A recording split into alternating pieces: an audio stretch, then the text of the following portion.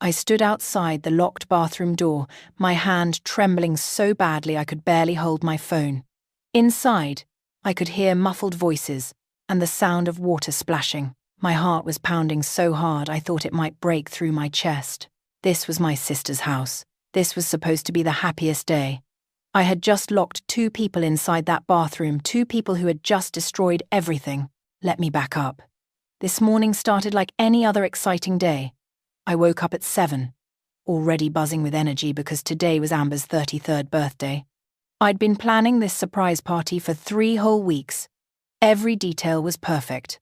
I had streamers, balloons, her favorite chocolate cake with vanilla frosting, and I'd even hired a photographer to capture her face when she walked in and saw everyone.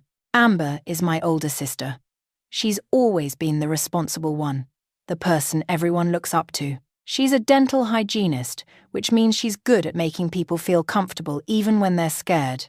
She's been married to Trevor for 4 years, and honestly, we all thought they were perfect together. He seemed so attentive, always making her laugh, always supportive of her career dreams. I have a key to their house because I water their plants when they go on vacation. The plan was simple: get there at 10 in the morning while Amber was at work, set everything up, and have all the guests arrive by 2:30. Amber wouldn't be home until 3, so we'd have plenty of time. I arrived at 9:45 with my arms full of supplies, bags of decorations, the cake from the bakery, party favors I'd spent hours putting together. As I pulled into the driveway, I noticed Paige's car parked there. That confused me. Paige was supposed to arrive at 2 to help with final touches, not this early. Paige has been Amber's best friend since college. They met during orientation week and became inseparable. She was there when our dad died 3 years ago, sitting with us in the hospital for 18 hours straight. She held Amber while she cried at the funeral. She's family. Or at least, I thought she was. I figured maybe Paige had the same idea I did. Come early to help set up and make everything perfect. That would be just like her, always thinking ahead. I used my key to quietly open the front door. I didn't want to startle Paige if she was focused on decorating or something. The house was weirdly silent. No music playing. No sounds of movement. Just quiet. "Paige," I called out, setting my bags down in the living room. No answer. I walked through to the kitchen, calling her name again. Still nothing. That's when I saw Trevor's car keys sitting on the kitchen counter next to his wallet. My stomach dropped like I'd swallowed a stone. Trevor had told Amber he had back-to-back property showings all morning. He's a real estate agent, always busy on weekends. So why were his keys here? Why was his wallet here? I tried to think of innocent reasons. Maybe he forgot them and came back. Maybe his brother picked him up. Maybe there was a perfectly normal explanation. Then I heard it. Water running upstairs. Not just a sink, but the distinct sound of a bathtub filling. And voices. Soft laughter. 2 people talking quietly. My legs felt like they were made of concrete as I started climbing the stairs. Each step felt impossible. My brain was screaming at me that I was jumping to conclusions, that I was being paranoid, that there had to be a reasonable explanation for all of this. The bathroom door was slightly open. Steam was escaping into the hallway. I could smell Lavender Amber's fancy bath oil that she saves for special occasions. I walked toward that door like I was walking toward the edge of a cliff. My hands were shaking. My mouth was completely dry. I kept telling myself I was wrong, that I was imagining things, that what I thought was happening couldn't possibly be happening. I pushed the door open just 1 more inch, just enough to see inside. And there they were, Trevor and Paige, together, in the bathtub. His arm was draped around her shoulders. Her head was resting against his chest like she belonged there. Wine glasses sat on the edge of the tub, one with lipstick marks on the rim. Candles were lit all around them, the expensive kind Amber kept in the cabinet for romantic nights. They were laughing about something, completely relaxed, completely comfortable, like this was normal for them. I couldn't breathe. I literally couldn't make my lungs work. This was my sister's husband. This was my sister's best friend. In my sister's house. In my sister's bathtub. Using my sister's bath oil and drinking what was probably my sister's wine. The betrayal was so huge, so complete, that my brain couldn't even process it. It was like trying to look directly at the sun, too bright, too painful, impossible to comprehend. My hand moved without me thinking about it. I slowly pulled the door almost closed, moving as quietly as possible. Then I reached for the lock on the outside of the bathroom door. It's this old-fashioned thing from when the house was built in the 1940s. Amber always joked about it, said it was quirky and weird. Who puts a lock on the outside of a bathroom door? The lock clicked into place with a soft sound that Trevor and Paige didn't notice over their conversation, and the running water. I backed away from the door, my phone already in my shaking hand. I moved downstairs as quickly and quietly as I could. My mind was spinning. What do I do? What do I do? I need to tell Amber. I need to tell Garrett, that's Paige's husband. He's a firefighter who works long shifts and has no idea his wife is here right now, in a bathtub with another man. They need to see this. They need to know the truth. I can't just tell them over the phone, they might not believe me. Trevor and Paige might lie their way out of it, come up with some excuse. No, Amber and Garrett need to see this with their own eyes, so there's no doubt, no room for lies. I reached the living room and stood there, surrounded by birthday decorations. The Happy Birthday Amber banner looked like a cruel joke now. Balloons bobbed cheerfully in the corner. Everything was so colourful and happy, and upstairs my sister's entire life was falling apart. My thumb hovered over Amber's contact on my phone. Then I heard Trevor's voice from upstairs. Suddenly louder, more urgent. Paige, did you lock this? The door handle jiggled once. Twice. Then harder, more frantic. I froze at the bottom of the stairs, my heart hammering. From upstairs? I heard Paige respond. Confusion clear in her voice. No, I didn't touch it. Try again. The door handle rattled more violently now. Trevor's voice rose, panic creeping in. It's locked from the outside. How is it locked from the outside? I stared at my phone, at Amber's smiling face in her contact photo. I had 2 calls to make. 2 calls that would destroy my sister's birthday, her marriage, her best friendship. 2 calls that would blow up everything. But she deserved to know. They both deserved to know. I took a deep breath and pressed Amber's number. The phone started ringing. The phone rang once, twice, 3 times. My finger hovered over the red button, ready to hang up. Maybe I could handle this differently. Maybe there was a better way. Then Amber answered, her voice bright and happy. Hey Nina, what's up? I'm just eating lunch at my desk. This tuna sandwich is actually pretty good for once. She sounded so normal, so completely unaware that her entire world was about to shatter into a million pieces. I could hear her chewing, could picture her sitting in the break room at the dental office, probably scrolling through her phone while she ate. Amber. My voice came out all wrong, shaky and high-pitched. You need to come home right now. The chewing stopped. What? Why? Is everything okay? Are you hurt? I'm not hurt. The house isn't on fire. But you need to come home immediately. Please. Nina, you're scaring me. What's going on? Just tell me. How could I tell her? What words could possibly prepare someone for this? I opened my mouth, closed it, tried again. I can't explain over the phone. Just please trust me and come home right now. Please, Amber. There was a long pause. I could hear her breathing, could almost hear her brain working, trying to figure out what emergency could possibly require her to leave work in the middle of the day. Okay. I'm leaving right now. I'll be there in 15 minutes. Nina, please tell me you're okay. I'm okay. Just hurry. The call ended. I stared at my phone, my hands still shaking. 1 call down, 1 to go. I realized I didn't have Garrett's number saved in my phone. Paige and Garrett had only been married for 2 years, and while I'd met him at family gatherings, we weren't close enough to exchange numbers. I quickly pulled up Paige's social media profile, feeling sick as I scrolled past photos of her and Amber together smiling, hugging, looking like the best friends they were supposed to be. I found the fire station where Garrett worked, listed on his profile, and called the main number. A woman answered on the second ring. Station 19, how can I help you? I need to speak with Garrett Chen, please. It's urgent. 1 moment. The hold music was cheerful and completely inappropriate for what I was about to do. Upstairs, I could still hear Trevor and Paige banging on the bathroom door, their voices getting more frantic. They knew something was wrong now. They just didn't know how wrong. "This is Garrett." His voice was professional, concerned. He probably thought there'd been an accident, that Paige was hurt. "Garrett, this is Nina, Amber's sister. You need to come to Amber's house right now." "Nina, what's wrong? Is Paige okay?" I closed my eyes. This was the moment. Once I said these words, I couldn't take them back. "Paige is here. She's with Trevor.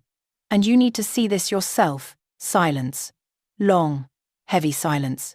Then his voice came back, lower now, careful. "What do you mean she's with Trevor?" "I mean exactly what you think I mean. They're locked in the bathroom together, in the bathtub, and they don't know I found them." Another silence. I could hear him breathing, could imagine him processing this information, trying to make it make sense. "I'll be there in 10 minutes. The line went dead. I dropped my phone on the couch and wrapped my arms around myself. What had I just done? I'd just blown up 2 marriages, 2 families, my sister's entire life. Yes, Trevor and Paige were the ones who did this, but I was the one who made sure everyone would know. I was the one who locked that door. I was the one making these calls. I checked my watch. Amber would be here in about 12 minutes. Garrett in 10. They'd arrive almost at the same time.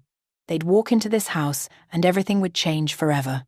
The banging from upstairs was getting louder now. I heard something heavy slam against the door. Trevor must be trying to break it down.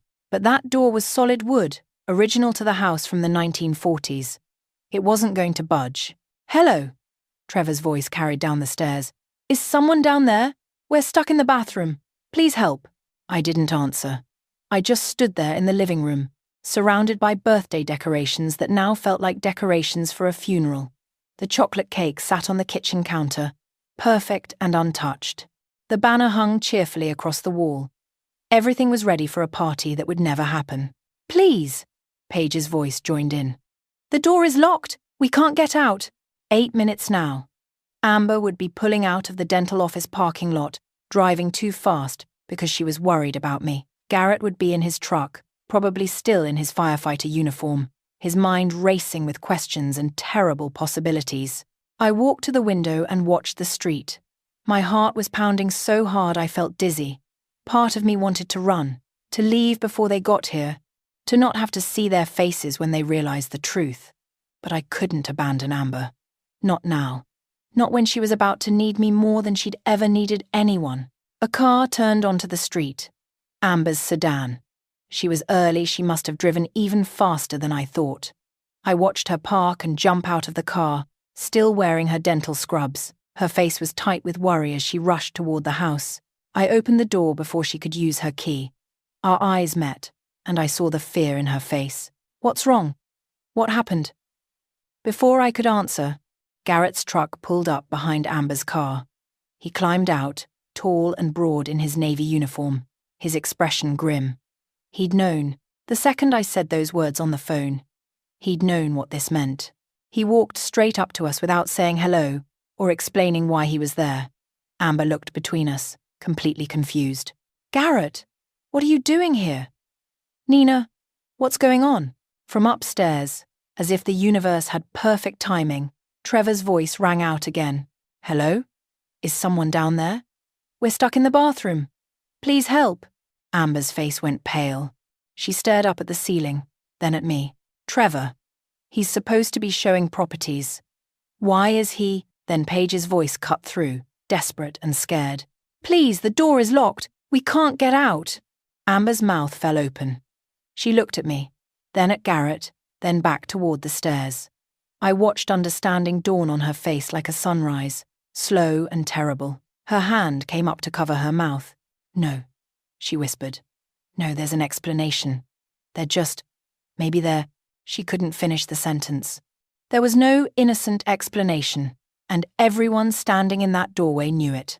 Garrett was already moving toward the stairs, his jaw clenched so tight I could see the muscle jumping in his cheek. Amber followed like she was sleepwalking, like her body was moving but her mind couldn't catch up with what was happening. I trailed behind them, my stomach churning. We climbed the stairs in awful silence. except for the continued pounding and shouting from the locked bathroom. Garrett reached the door first. He stood there for a moment, his hand on the old lock, his chest rising and falling with controlled breaths. He was trying not to explode, trying to hold himself together. "Garrett!" Paige's voice came through the door, confused now. "Is that you? Oh, thank God, someone's here. The door locked somehow. We can't get it open from inside." "We." Garrett's voice was quiet, dangerously calm. "Who's we, Paige?" Complete silence from behind the door.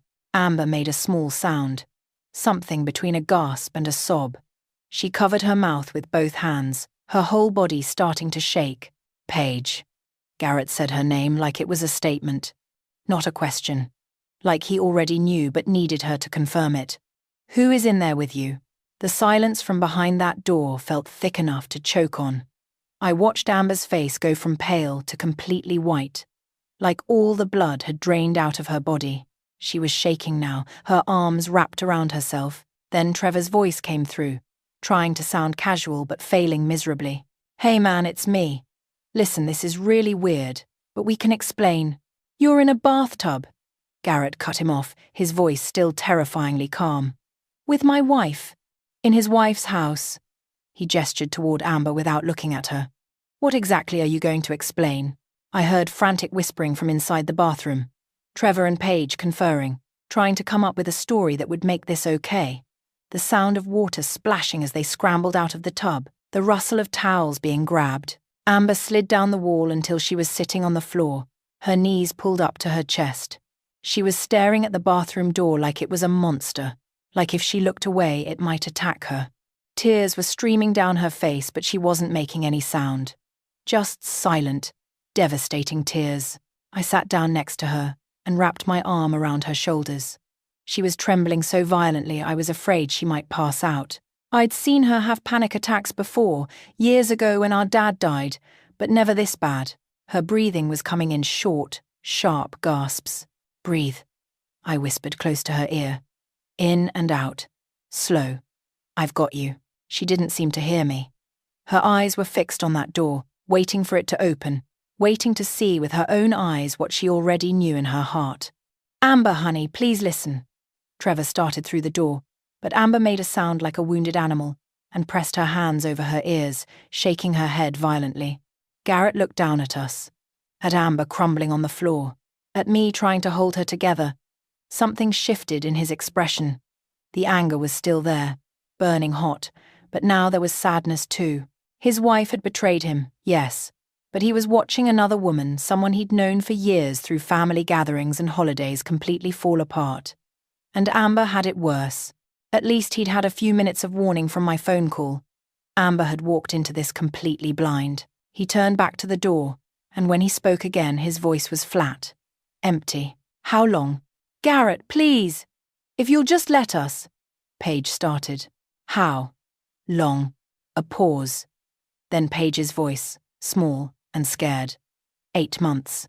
Those 2 words hung in the air like a death sentence. 8 months. I did the math automatically in my head. That was around Amber and Trevor's 4th wedding anniversary. Right around the time Paige was having marriage problems and spending so much time at this house, crying to Amber about how distant Garrett had become with all his double shifts at the station. Amber made a choking sound next to me. 8 months. Her husband and her best friend. For 8 months. Every holiday dinner, every game night, every time Paige slept over in the guest room. Every time Trevor said he was showing a property. Every time Paige complained about her marriage while sitting at Amber's kitchen table, drinking Amber's coffee, eating Amber's food. 8 months of lies stacked on top of lies. "Open the door," Garrett said. I stood up and unlocked it, my hands steadier than I expected. The door swung open. Trevor and Paige stood there wrapped in towels, their hair dripping wet, their faces flushed. The bathroom still smelled like lavender and wine. I could see the 2 glasses on the edge of the tub, red lipstick staining one rim, candles burned down to almost nothing. Their clothes were in a pile in the corner, her bra on top of his shirt. Nobody moved. Nobody spoke. The moment stretched out, terrible and frozen. Amber was still on the floor in the hallway, but she'd finally looked up. She was staring at them with an expression I'd never seen on her face before. Complete devastation mixed with something darker. Betrayal so deep it had transformed into something cold and hard. Trevor tried first, taking a step toward her. "Amber, I can explain." "Explain what?" Amber's voice didn't sound like her. It was cold and dead and empty. She slowly got to her feet, using the wall for support. "Explain how you're in a bathtub with Paige on my birthday. Explain how you've been sleeping with my best friend for 8 months. Which part needs explaining, Trevor?" Trevor actually flinched. "It just happened. We didn't mean for. In my house." Amber's voice was getting louder now, heat creeping into the coldness. "In my bathtub. On my birthday. You couldn't even wait until after my birthday?" Paige was crying now, black mascara running down her face in streaks. She looked smaller somehow, wrapped in that towel, shivering even though the bathroom was still steamy and warm. "Amber, I'm so sorry. I never wanted to hurt you." "Don't." Garrett's voice stopped her like a wall. "Don't you dare tell her you didn't want to hurt her. You've been lying to her face for 8 months. You've been sleeping in her guest room, eating at her table, crying on her shoulder about our marriage while you were the one destroying it. Don't tell her you didn't want to hurt her." Paige turned to him, fresh tears spilling over. "Garrett, I do love you, I just... Get out!" Garrett's voice was shaking now, the controls starting to crack. "Get dressed and get out of this house." Trevor took another step toward Amber, his hand reaching out. "Amber, please, can we talk about this?" "Alone?" Amber laughed. It was the most horrible sound I'd ever heard. Broken and sharp and wrong. "Alone? You want to talk alone? Like you were alone with Paige? In my bathtub? Drinking my wine?" She moved so fast none of us could stop her.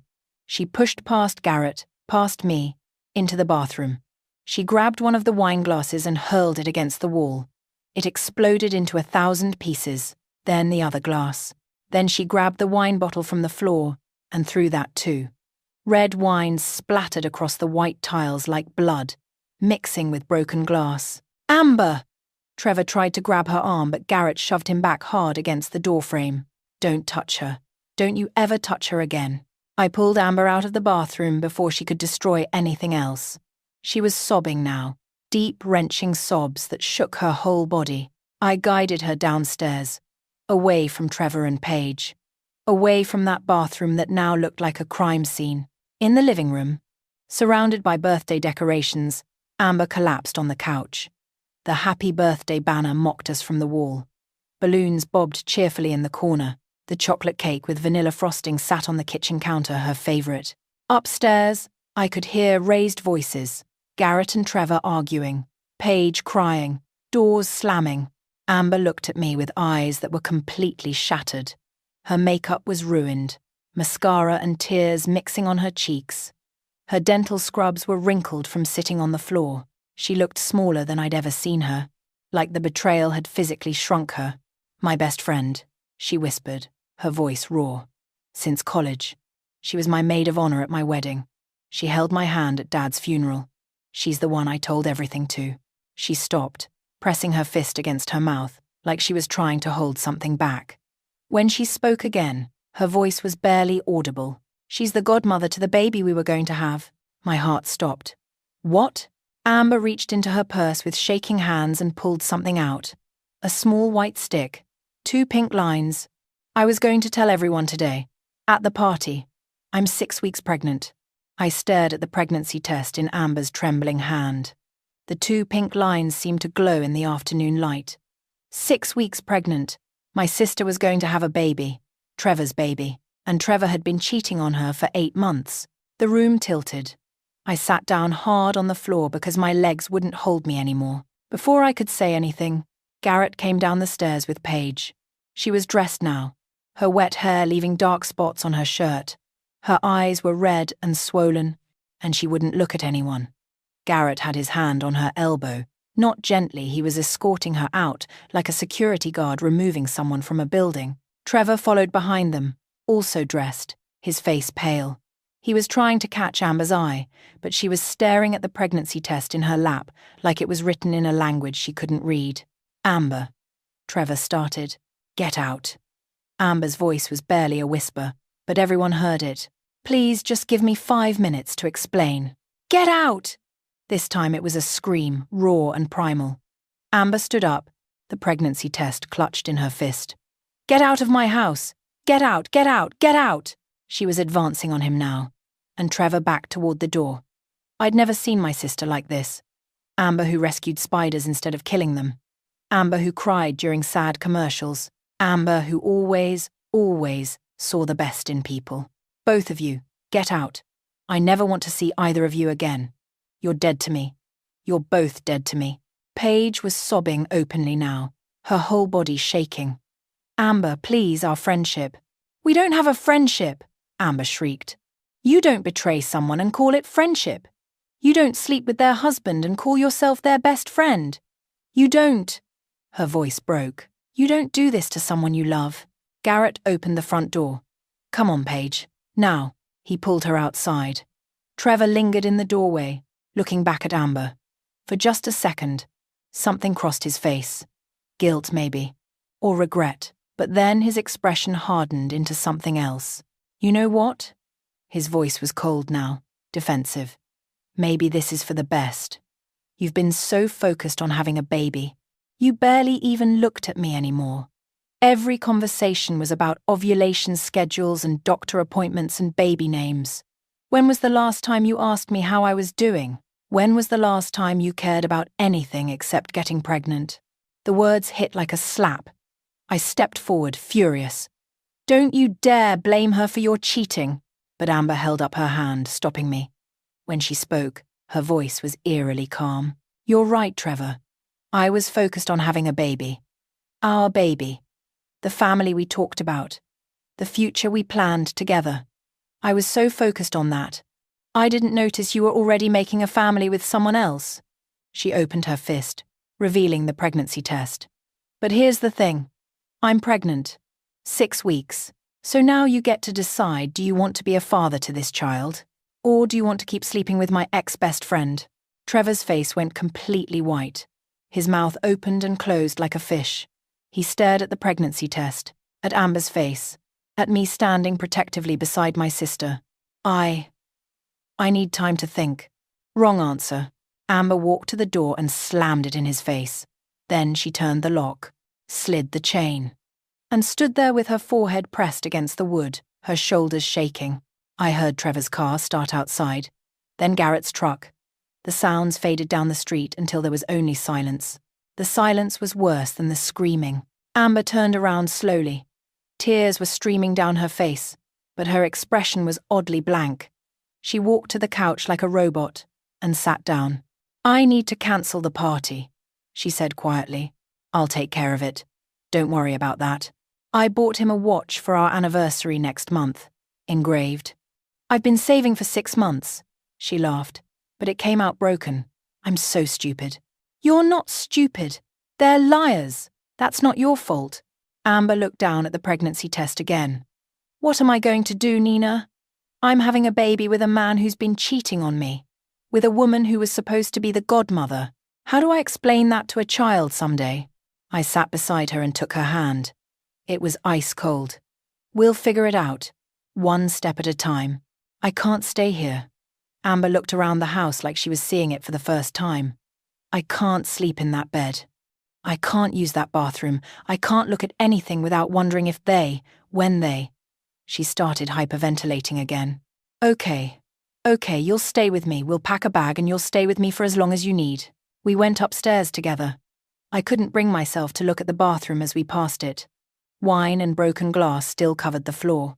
In the bedroom, Amber moved mechanically, pulling clothes from drawers, gathering toiletries from the other bathroom down the hall. She paused at Trevor's nightstand. He leaves his phone unlocked when he charges it at night. I could have looked any time, but I trusted him. I trusted both of them. She opened the drawer and pulled out Trevor's tablet. I watched her face as she swiped it open and started scrolling through messages. Each screen seemed to drain more life from her eyes. They said they loved each other. Her voice was hollow. He told her she was the one, that he married the wrong person. She kept scrolling, her hand shaking. They were planning to tell us next month. They were going to leave us and move to Portland together. I gently took the tablet from her hands. Stop. You don't need to see anymore. But Amber wasn't listening. She was staring at a text thread, her face absolutely white. They were here yesterday, while I was at work, in our bed. She ran to the bathroom and threw up. I held her hair back, rubbing her back, feeling completely helpless. When she was done, she sat on the bathroom floor, shaking. I had lunch with her yesterday, Amber said. She helped me pick out decorations for the party. She knew I was planning a party to celebrate with everyone I love. And she'd been in my bed with my husband that morning. I helped her up and got her into the car with a hastily packed bag. As we drove away, Amber turned to look back at the house one last time. I loved that house, she said softly. We picked it out together. We painted the extra bedroom yellow because we wanted to wait to find out the baby's gender. We planted roses in the backyard. Her voice broke. I can never go back there. Can I? I didn't answer, because we both knew the truth. That house, that life, that version of Amber who trusted people, she was gone. Everything was gone. At my apartment, Amber sat on the couch and stared at nothing. I made tea that she didn't drink, ordered food that she didn't eat. The afternoon turned to evening, and she just sat there, the pregnancy test on the coffee table in front of her. Finally, as the sun set, she spoke. I need to call my doctor. Make sure the baby is okay after all this stress. I'll go with you. To all your appointments. You're not doing this alone. Amber looked at me, and for the first time since the bathroom door opened, something flickered in her eyes. Not happiness, not hope, but maybe the tiniest spark of determination. I'm keeping the baby, she said firmly. Whatever Trevor decides, I'm keeping my baby. Of course you are. And I'm getting a divorce. I'm taking everything, the house, the savings, whatever I can get. Good. And Paige. Amber's voice hardened. Paige gets nothing from me. No explanation. No closure. No chance to apologize and make herself feel better. She's dead to me. I squeezed her hand. Whatever you need. Amber picked up her phone. Her hands were steadier now. I need to tell Mum. And everyone else. I'm not protecting them. I'm not keeping their secret. She started making calls. I listened as she told the story over and over. To our mother, to our aunt, to cousins and friends. Each time, her voice got a little stronger. Each time, the shock and support from the other end seemed to build her back up just a little bit. By midnight, it was done. Everyone knew. The phone finally stopped ringing. Amber lay down on my couch, exhausted. Her hand rested on her still flat stomach. Thank you, she whispered in the darkness, for finding them, for calling me and Garrett. I know it must have been horrible for you too.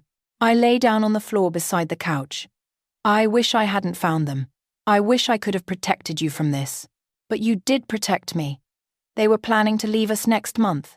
You saved me from wasting any more time on him. You saved me from being blindsided when I was further along in my pregnancy. In the darkness, I heard her crying softly. Not the harsh, broken sobs from earlier. These were quieter. The sound of grief for a life that never really existed. It's going to be okay, I said, even though I wasn't sure it was true. Eventually, Amber responded. Eventually, it will be okay. 3 weeks had passed since that terrible birthday. Amber was still staying with me, though she'd started looking at apartments. Every morning I woke up to find her already awake, sitting at my kitchen table with her laptop and a mug of ginger tea. The morning sickness had been rough, but she handled it with the same quiet determination she'd shown for everything lately. This morning was no different. I walked into the kitchen to find her scrolling through apartment listings, her hair pulled back in a messy bun, wearing one of my oversized sweatshirts. I found an apartment, she said without looking up. 2 bedrooms. It's smaller than the house, but the second bedroom would be perfect for a nursery. I can move in next month. I poured myself coffee and sat down across from her. You don't have to rush. You can stay here as long as you need. I know, but I need my own space. I need to start building my new life.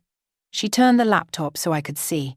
The apartment had big windows and hardwood floors. It looked bright and clean and nothing like the house she'd shared with Trevor. It's close to a good elementary school too. I was checking the ratings. I smiled. This was new Amber making plans, looking forward instead of drowning in the past. It's perfect. I saw my doctor yesterday. Her hand moved unconsciously to her stomach. Everything looks good. The baby is healthy. She said the stress doesn't seem to have affected anything. That's wonderful news. I asked her about telling the baby about Trevor eventually. She said I have time to figure that out, that lots of kids grow up with complicated family situations and turn out fine. Amber's voice was steady. I'm going to tell my child the truth when they're old enough. Not the ugly details, but the truth. That their father made choices that broke our family apart. Over the past 3 weeks, I'd watched my sister transform. The first few days, she barely functioned. She cried constantly, couldn't eat, couldn't sleep. But then something shifted. She started seeing a therapist twice a week. She joined an online support group for pregnant women going through divorce. She began making plans for the future. Has Trevor tried to contact you? I asked. His lawyer wants to discuss custody arrangements. Trevor says he wants to be part of the baby's life. Amber's expression was unreadable. My lawyer says we can work out visitation, but I'm getting primary custody, and he's paying child support. What about the house? I'm selling it. We'll split the money, but I'm done with that place. She took a sip of tea. I drove by there yesterday. Someone had mowed the lawn, probably Trevor's brother. The roses we planted are blooming. I waited, wondering if this would make her cry. But Amber just looked thoughtful. I used to think those roses meant something, that they represented our love growing together. But they're just roses. They don't mean anything, except what I decide they mean. And I decide they're just flowers that happen to be in a yard where I used to live. My eyes stung with tears, but I blinked them back. This was who Amber was becoming, someone who could look at the past without being destroyed by it. What about Paige? I asked carefully. Amber's jaw tightened slightly. I blocked her number, her email, all her social media. She tried to come to my work last week, but security asked her to leave. My co-workers know what happened. I was honest with them. Has she tried contacting me? Probably. Has she? I nodded. Emails mostly. I haven't opened them. Good. Don't. Amber's voice was firm. She had 8 months to tell the truth. She doesn't get to clear her conscience now. That's not my problem anymore. We sat in comfortable silence for a moment. Then Amber said, Garrett stopped by my work yesterday. I sat up straighter. Really? What did he say? He wanted to know how I was doing, how the baby was. He apologized for what Paige did, which was strange because it wasn't his fault. Amber smiled sadly. He filed for divorce too. He said he could forgive a lot of things, but not 8 months of lies. Not what they did. How is he handling everything? Better than me, probably. He doesn't have a baby to think about. He can just close that chapter and move on. Amber paused. He told me something interesting, though. Apparently, Trevor and Paige are already having problems. They moved in together in Portland like they planned. But it's not going well. Turns out relationships built on betrayal don't have strong foundations. I felt a bitter satisfaction at that news. Good. I told Garrett I didn't care. And the weird thing is, I really don't. A month ago, I would have been devastated or secretly happy or something. Now they're just strangers. People I used to know in another life. I studied my sister's face. There were still shadows under her eyes, and she'd lost weight despite the pregnancy. But there was something else too, a strength that hadn't been there before.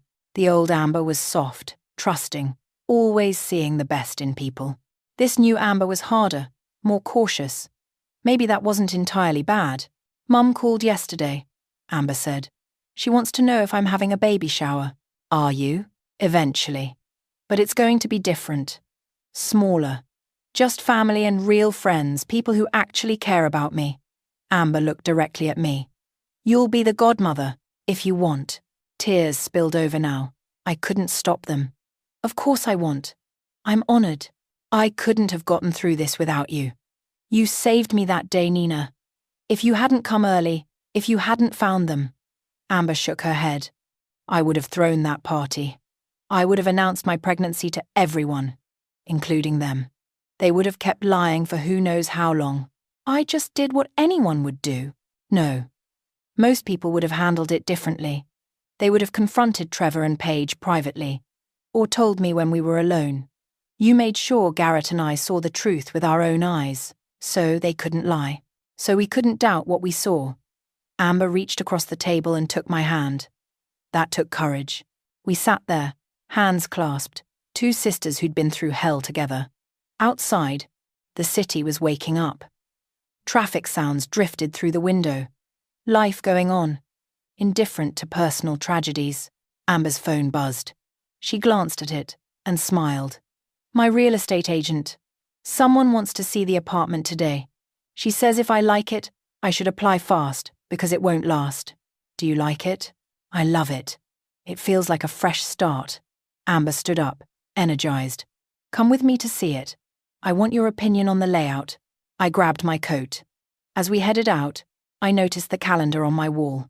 3 weeks ago was supposed to be Amber's birthday party. 3 weeks ago, everything fell apart. But 3 weeks later, Amber was looking at apartments, planning for her baby, building a new life from the wreckage of the old one. We drove across town in comfortable silence.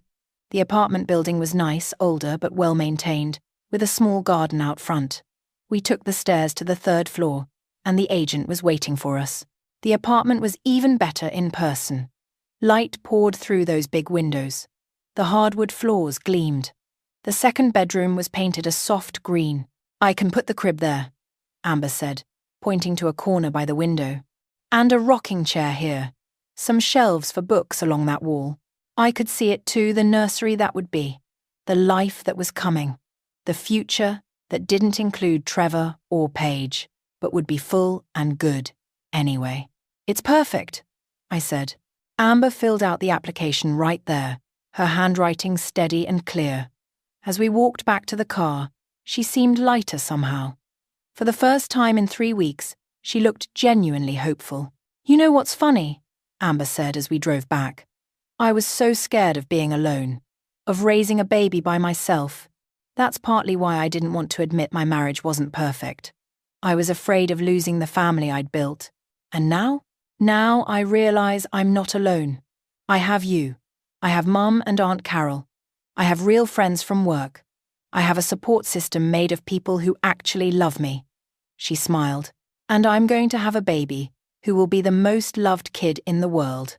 So yeah, my family looks different than I planned. But it's still a family. We stopped at a red light. A couple walked by pushing a stroller, laughing about something. 6 months ago, Amber would have looked at them with envy, wishing that was her and Trevor. Now she just watched them pass with a neutral expression. Do you think you'll ever trust anyone again? I asked quietly. Romantically, I mean. Amber considered this carefully. Not for a long time. Maybe not ever the way I trusted before. But that's okay. The way I trusted before was too easy. I ignored warning signs because I wanted to believe the best in everyone. The new me is smarter, more careful. That sounds lonely. Maybe. But right now, with a baby coming, safe is more important than romantic. This kid is going to grow up knowing what healthy love looks like, even if that means not seeing their mum in a relationship for a while. We pulled up to my apartment. As we walked inside, Amber's phone rang. She glanced at it, and her face darkened. Unknown number. That's the 10th one today. I think it's Paige using different phones. Don't answer it. I'm not. Amber blocked the number and set her phone down. She doesn't get closure. She doesn't get to apologize and feel better about herself. She gets nothing from me. That evening, we ordered takeout and watched a comedy. Nothing romantic or heavy. Halfway through, Amber fell asleep on the couch, exhausted. I covered her with a blanket and sat on the floor beside her. 3 weeks ago, Amber's world ended. Her marriage, her friendship, her trust in people, her belief that love was enough. But looking at her now, I saw something unexpected. Yes, she was wounded.